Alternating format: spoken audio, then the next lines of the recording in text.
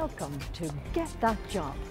This week we're going to be telling you how to prepare for interview and showing you how to answer the question that every interviewer asks, but very few people ever prepare for. So, what is this question that every interviewer asks, but most people forget to prepare for? Well, the question is, tell me about yourself. Tell me about yourself. Now, in some respects, if you think about it, that's a question that you will always be asked at interview.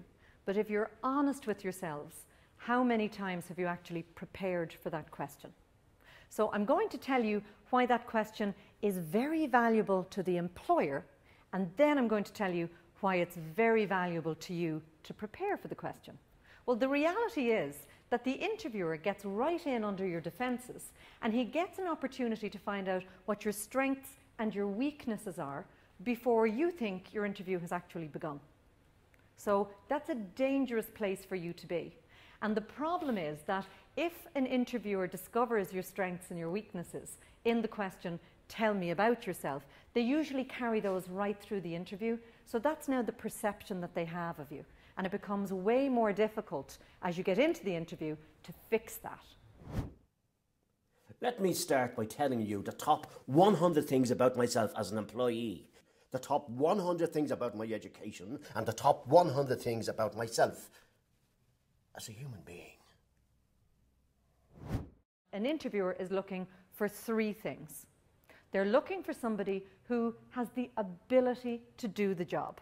And if you remember from last week's program, that's your job skill set, okay?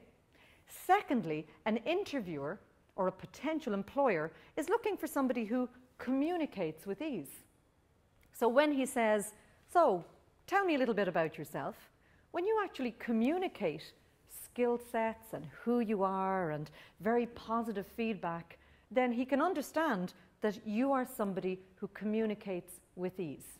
And thirdly, it's important for them to find somebody who's going to fit in with their organization, fit in with their team. So within the breakdown of how to answer the question, tell me a little about yourself, we're actually going to show you how to build in very positive things about who you are and what it would be like to work with you. So that it means at the end of having answered that question, you are actually in a position where you have an interviewer who is sitting there thinking, gosh, this person has the skill sets I'm looking for.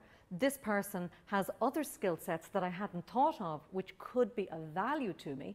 And last but not least, I think they'd fit in with our organization really well. I think they'd get on well with everybody. And that means that what they're actually thinking is, I may have found the right person for the job.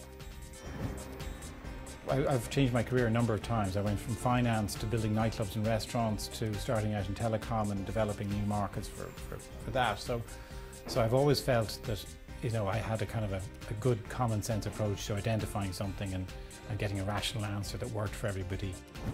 So the big question is, tell me about yourself. So that could be a difficult question if you just went into it and you winged it on the day. But the big reasons that it's valuable for you are twofold. Number one, okay, if you know that that's going to be the first question you're asked in an interview and you're prepared for it, you're going to be far more confident in your interview. And secondly, and this is a biggie, it gives you the opportunity to sell your skill set before the interviewer realizes that the interview has actually started for you.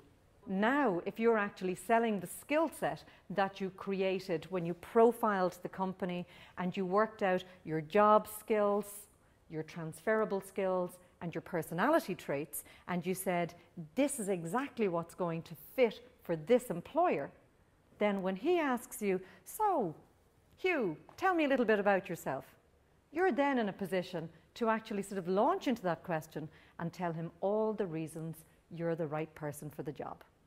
So we're going to say it's a very easy question because there's 4 parts in the answer.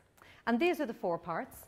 We've got personal, employment history, hobbies, and aspirations. So let's start with personal. Well, I come from a family of 3 brothers and 4 sisters. Now, my eldest brother, Patrick, right now, he ran away from home when he was 21. He wanted to join the circus. he had this amazing ability to scare the lions up in the zoo. It was incredible. Well, of course, now, Patrick, he's an incredible fella.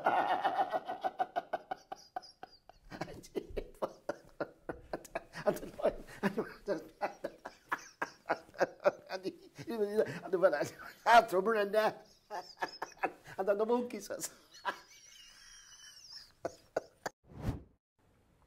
You're going to start by saying who you are, and you're going to allow them to pinpoint you so that they can imagine where you live and what kind of family you live with. So you're going to say, hi, my name is Mary. I live in such and such a neighbourhood, which is a really nice place to live. And I live with my mum and dad, or my husband, or my children. And actually, they're great. We all get on really well, which is fantastic. So you're actually going to sell the best bits about yourself, because it's important that the employer hears that, number one, you're a positive person. You're saying good things about other people and about the place you live. And also that you sound reliable. Once somebody knows where you live and the type of people you live with, they feel that they've got a handle on you, because they feel that's the kind of thing you tell people when you get to know them a little better. So that's also important, because for an employer, they want to know that you're a positive type of person. But somebody did ask me recently, well, what if I don't live in a good neighbourhood? What if it's not a good area that I live in? I might be afraid to mention a district or a Dublin postcode. And I said, it doesn't matter where you live, just say good things about it. So if you say, there's a great sense of community there, or there's really nice people living there, then that immediately puts an employer or a would-be employer at ease with you, because they know you're comfortable in your environment and you like the people that you're surrounded with. And that kind of intimates that you're a happy person. If you're a happy person at home, you're going to be a happy person at work. Then we move on to your employment history. If we look at your employment history and we say, okay, this is actually a long-term career that you're in, well, you're going to start off by saying, I've actually worked in this type of job for the last X number of years. Now, that immediately allows the employer to know that you have job-specific skills and that you have experience. You're then going to go on and think about the top 3 positions you held, not that you think were the best positions you ever had, but the top 3 that fit in with what the employer is looking for.